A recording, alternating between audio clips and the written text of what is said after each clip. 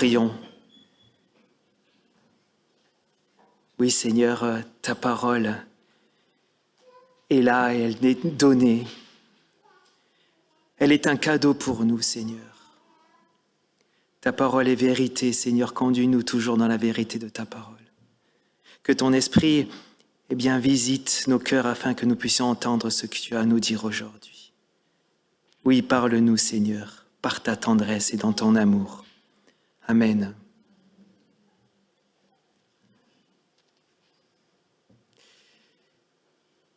Au groupe d'études bibliques du jeudi, une question est venue.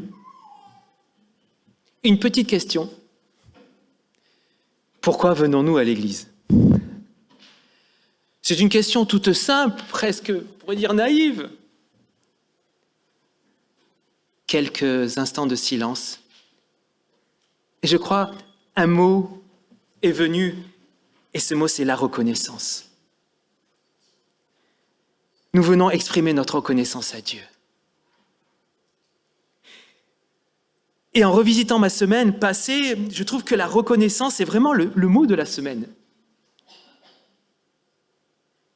Nous avons eu lundi aussi le groupe de lecture avec la paroisse Saint-Nicolas autour des Actes des Apôtres. Quelle reconnaissance de lire ensemble cette histoire de l'Église et surtout cette histoire des actions de Dieu le Père, le Fils et le Saint-Esprit dans le cœur de ses croyants. Et puis un peu plus tard, il y eut la lecture du psaume 16. « Je bénis le Seigneur qui me conseille même la nuit. Ma conscience m'avertit. Je ne perds pas de vue le Seigneur. Je ne risque pas d'être ébranlé puisqu'il est à mes côtés. »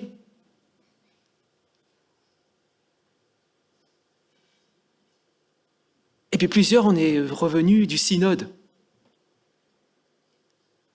Le rassemblement tous les 2 ans de pasteurs et délégués des églises. Quelle reconnaissance pour le synode que nous avons eu. La semaine prochaine, on vous lira la lettre, le message du synode aux églises. Et la reconnaissance, elle a été vraiment visible aussi avec 6 nouveaux pasteurs consacrés. Je vous raconte un peu ma semaine encore. La reconnaissance de la préparation au baptême. La reconnaissance qui se lit sur les visages de ceux qui vont être baptisés. C'est beau comment Dieu travaille dans les cœurs.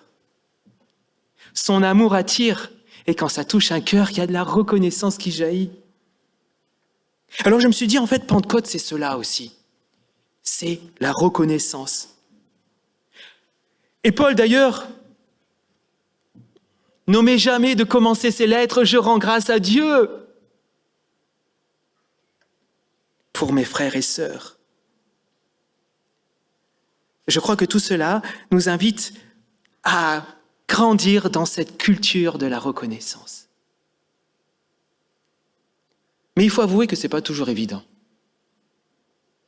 Ce n'est pas toujours évident parce que notre monde aussi n'est pas facile. Et quand on écoute les nouvelles, je ne sais pas où est-ce qu'on peut caser la reconnaissance. Nous avons besoin d'être encouragés pour vivre cette culture de la reconnaissance. Voulons-nous être encouragés et entrer ensemble dans cette culture de la reconnaissance ? Et là, normalement, l'Église devrait répondre « Amen ». Comment devenir et rester reconnaissant ? Un texte va nous aider. Un texte de l'Évangile de Luc. Car nous allons voir un homme reconnaissant. Nous lisons ensemble Luc 17, versets 11 à 19. Or, comme Jésus faisait route vers Jérusalem,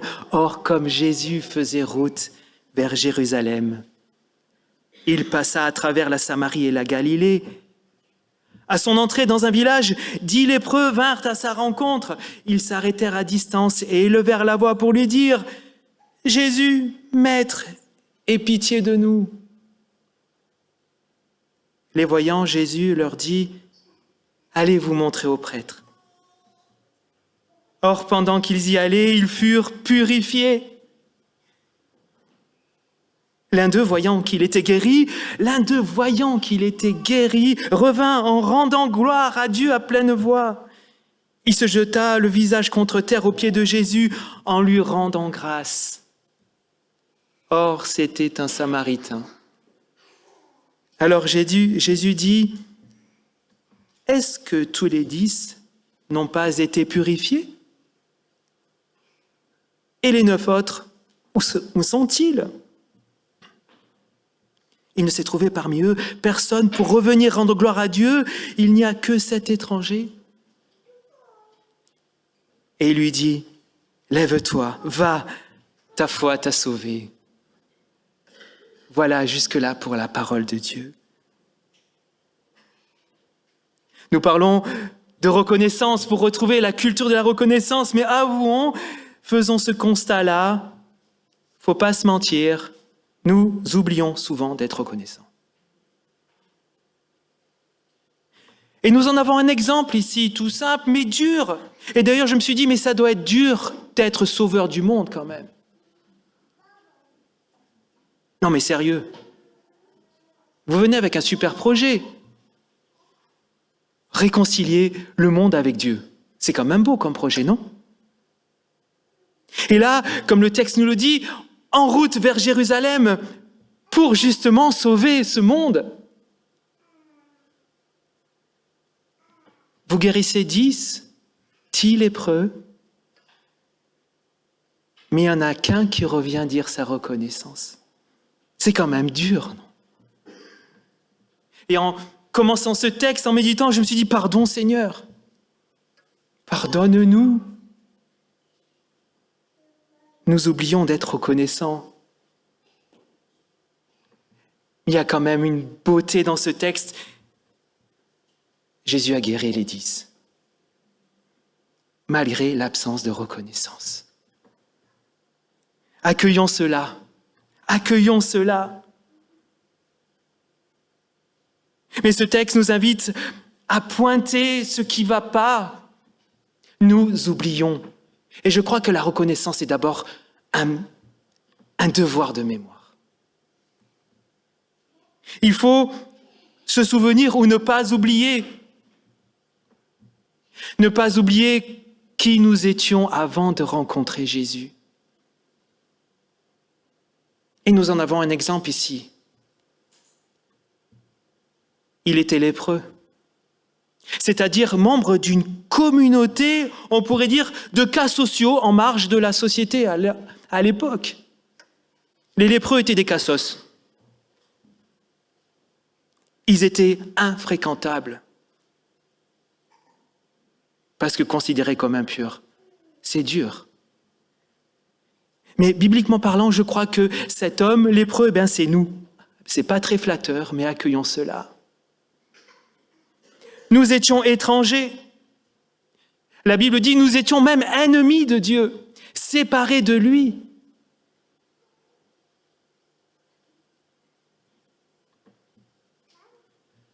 Parfois, nous étions même enfermés dans certaines communautés. Il y a différentes manières d'être dans une communauté. Soit c'est une communauté subie, soit c'est une communauté choisie. Et en méditant ce texte, je me suis dit, mais qui sont les lépreux aujourd'hui aussi? J'ai pensé à ces collégiens et ces collégiennes qui sont harcelés, à ces lycéens et ces lycéennes aussi qui sont harcelés, mis au banc de leur lycée ou de leur collège. Qui n'a pas rencontré cela? C'est parfois difficile d'avoir sa place dans une communauté, n'est-ce pas? Mais souvenons-nous que nous étions comme ce lépreux, séparés de Dieu, ennemis de Dieu. Le message de Dieu n'était pas pour nous, avait dit aussi Paul, l'apôtre, aux Éphésiens, autrefois vous étiez étrangers aux alliances. Je crois qu'il est fondamental de nous souvenir qui nous étions avant que le Christ nous rencontre. Car il y a un mais maintenant, quand le Christ apparaît. Être reconnaissant, c'est célébrer ce que le Christ a fait pour nous. Nous sommes passés de l'ombre à la lumière. nous avons changé de camp. Et cela est visible dans l'attitude de cet homme. Être reconnaissant, c'est changer de regard sur nous-mêmes.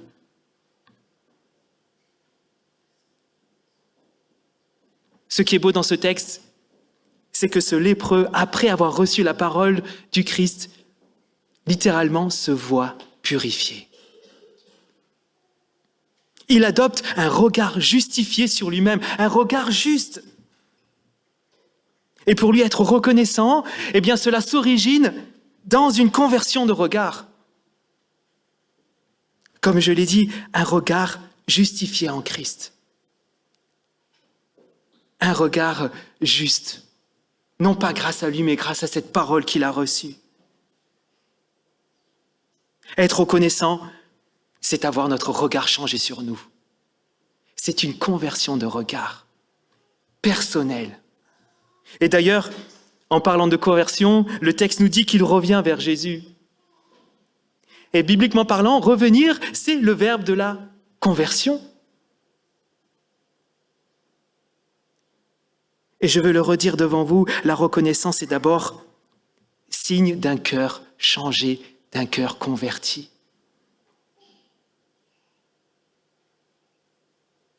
Et je veux le redire, ma joie de voir, quand on prépare les baptêmes, le visage des futurs baptisés.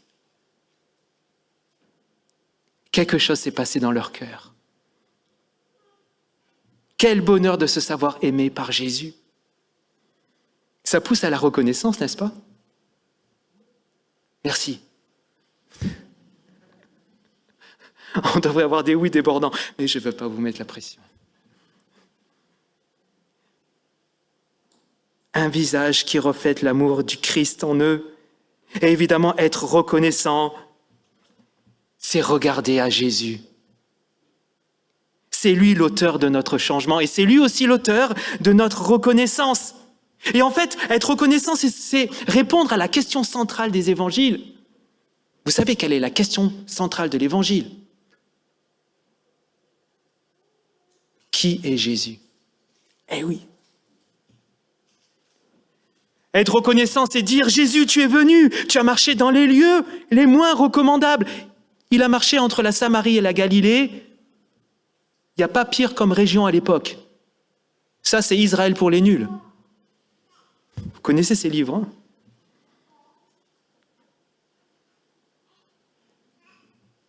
C'est justement vers les étrangers, et on veut louer le Seigneur pour cela. Tous les étrangers, les parias, les lépreux, c'est pour eux que Jésus est venu. Pour les rétablir dans la communauté des sauvés de Dieu, des aimés du Père, et les inviter à sa table pour partager le pain avec eux. Dans la reconnaissance, oui, Jésus est central. Dans la reconnaissance et en reconnaissance, nous pouvons dire Jésus, tu es le Sauveur. Tu es mon Sauveur. Tu es mon Seigneur. Tu es le visage, la parole et l'acteur de la bienveillance de Dieu. Oui, avec reconnaissance, je proclame ma foi en toi. Parce que c'est aussi cela, être reconnaissant. C'est non seulement changer de regard sur nous-mêmes, c'est non seulement laisser Jésus convertir notre cœur, c'est proclamer qu'il est central dans notre reconnaissance, mais c'est aussi proclamer sa foi. Mais la reconnaissance, c'est dire aussi quelque chose de merveilleux. La foi n'est pas une béquille. Eh oui. Cet homme ne revient pas vers Jésus et ne revient pas louer Dieu parce qu'il a besoin d'une béquille pour avancer. Il est guéri, il est sauvé, il est libéré. Il ne va pas vers Jésus pour devenir meilleur et se réaliser soi-même. Il proclame sa foi, il rend gloire à Dieu. Ce n'est pas une béquille, mais c'est aussi dire cela quand on est reconnaissant envers Dieu. Oh, vous les chrétiens, vous avez besoin de Dieu pour avancer, non? Ben non, on est libérés, sauvés, et cela nous rend reconnaissants. Et viens mon frère, viens partager notre reconnaissance.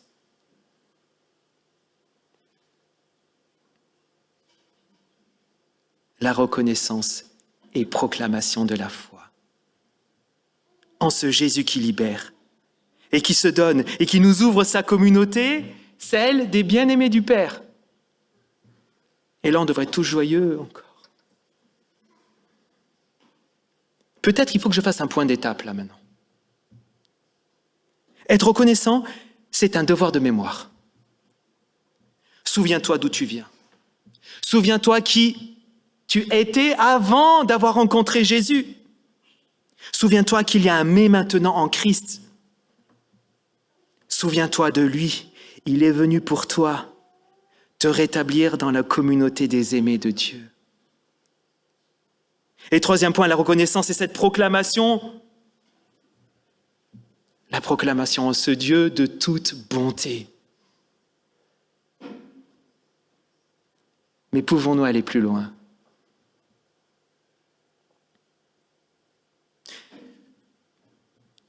J'ai émis cette hypothèse au début que la reconnaissance soit notre culture. Et je perçois que Jésus, d'une certaine manière, est aussi reconnaissant de voir cet homme venir à lui. Et je me suis dit, il faut continuer là, il faut continuer. Il faut tirer le fil de la pelote là. Comment être reconnaissant pour mon frère, ma sœur, celle qui partage ma foi dans la communauté ? On ne va pas se mentir, ce n'est pas toujours facile. Je me trompe ou... Un silence pesant a envahi l'assemblée. Je crois que nous ne pouvons pas être reconnaissants pour les autres si nous ne sommes pas nous-mêmes reconnaissants pour ce que Jésus a fait de nous. Nous ne pouvons pas être reconnaissants si nous ne nous voyons pas nous-mêmes comme sauvés, guéris, justes, non pas grâce à nous, mais grâce à Jésus. Désires-tu être reconnaissant pour les autres ? Merci mon frère. En Jésus, sois-le pour toi d'abord. J'ose le dire. Et j'ai envie de dire, souviens-toi de Jésus-Christ quand tu te regardes dans la glace. Souviens-toi de Jésus-Christ quand tu te regardes dans la glace. Celui qui a changé ton cœur, c'est lui. Celui qui te donne la reconnaissance, c'est lui. Je crois qu'il faut que nous soyons d'abord reconnaissants, alors de nous-mêmes, en Jésus, évidemment. Dans ce regard justifié que tu as sur toi-même, alors, souviens-toi qu'il en est de même pour ton frère et ta sœur. En fait, je crois que nous n'appartenons pas à une communauté pour la communauté. Nous n'appartenons pas au peuple de Dieu parce que c'est le plus beau des peuples. Nous appartenons à ce peuple parce que chacun, chacune a été sauvé, pardonné, gracié par Dieu en Jésus.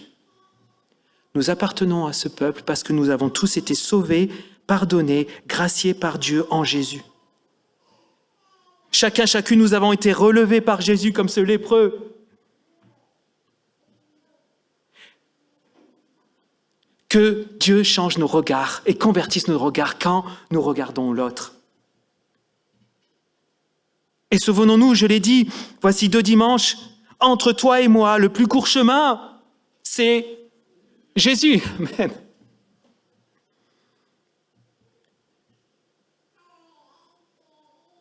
Souviens-toi de Jésus quand tu t'approches de ton frère et de ta sœur. Souviens-toi de Jésus quand tu t'approches de ton frère et de ta sœur.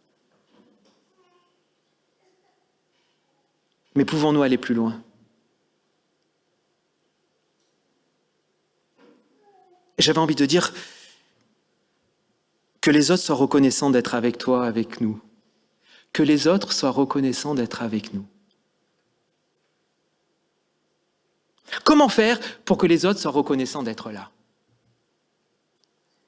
Comment faire pour que les autres soient reconnaissants, de nous avoir comme collègues de travail ? Ou comme collègues de retraite.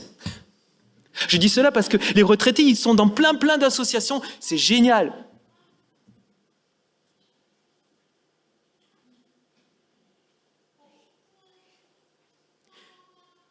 Je crois qu'il faut d'abord que tu sois reconnaissant des autres avant qu'eux soient reconnaissants pour toi.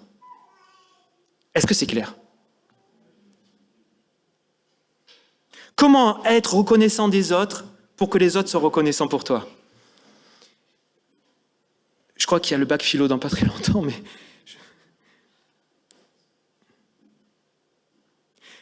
Encore une fois, je crois qu'il faut se souvenir de Jésus-Christ. Qui est Jésus?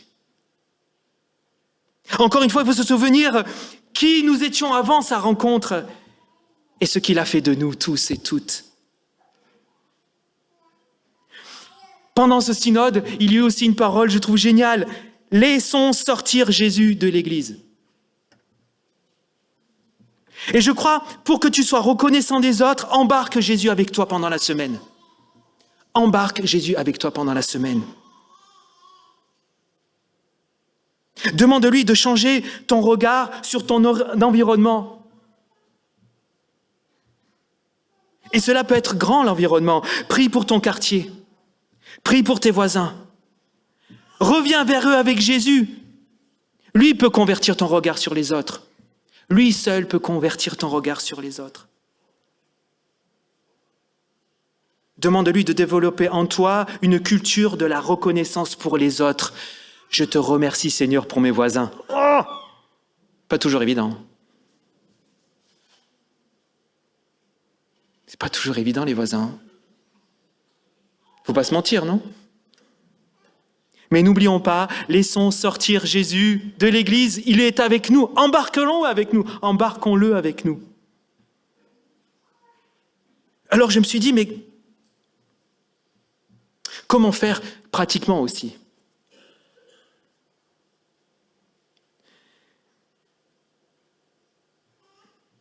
Comment faire pour développer cette culture de la reconnaissance? Comment faire pour être soi-même reconnaissant des autres et que les autres finalement deviennent reconnaissants pour toi? Les familles déjà, on va commencer par là.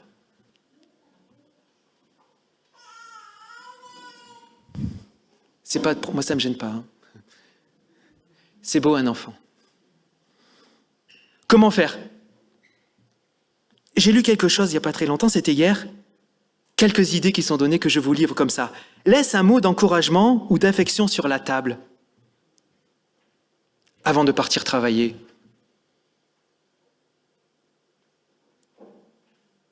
Envoie un SMS d'amitié ou de soutien à une personne que tu n'as pas vue depuis longtemps. Et simplement dire, voilà, je prie pour toi, je pense à toi. Complimente sincèrement un proche, un collègue. Je crois que la culture de la reconnaissance doit aussi être liée à la culture d'encouragement.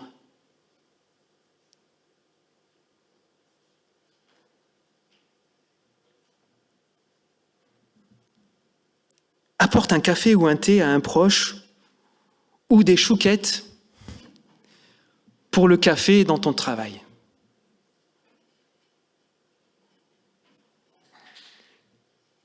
Écoute l'autre sans l'interrompre. Avec toute ton attention. Je prie le Seigneur de pouvoir développer ça. C'est ce que je me suis dit hier à table avec mes enfants. Seigneur, aide-moi que je puisse écouter. Je me suis dit aussi, est-ce que c'est possible? Cuisine un plat, un peu en grande quantité, et propose à un ami de venir manger avec toi.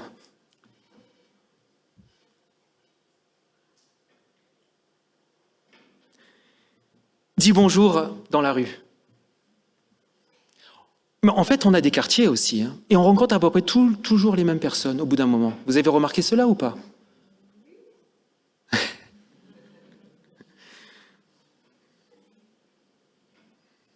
Dis bonjour à la personne que tu rencontres tous les matins et commence à prier pour elle.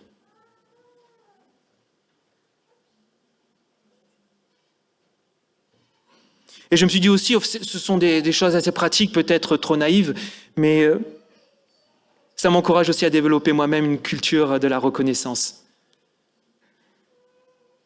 Quand tu passes, dis bonjour à ton commerçant préféré. Simplement pour lui dire bonjour et lui souhaiter une bonne journée.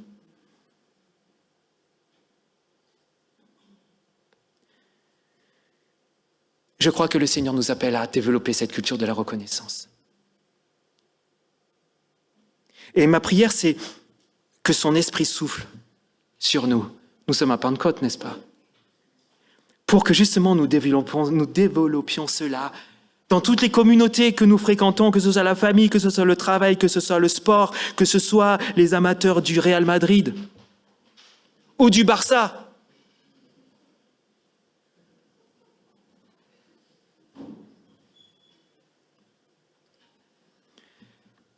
Et j'entends cette parole du Christ nous dire, lève-toi, va, ta foi t'a sauvé et sois reconnaissant.